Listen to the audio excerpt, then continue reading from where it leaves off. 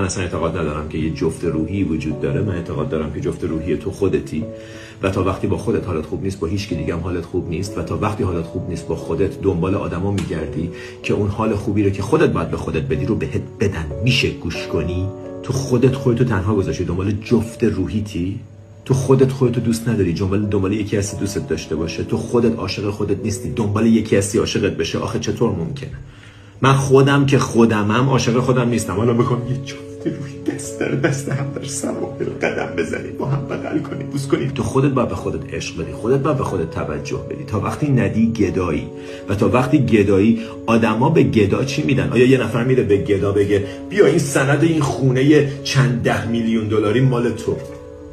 نه، به گدا پنی میدن، به گدا پول خورد میدن، به گدا تهمونده غذا میدن، به گدا چیز خوب نمیدن. گدایی نکن و تا وقتی خودتو دوست نداری گدایی و تا وقتی گدایی آتشخال باید جمع کنی.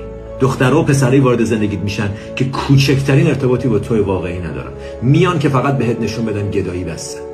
تا وقتی گدایی کنی از اینجا آدما مثل قارچ سر راهت ثبت میشن و بعد تو میگی شانس منه، همه پسرا عوضی فقط برای سکس منو میخوان. شانس نیست، کسیه که هستی.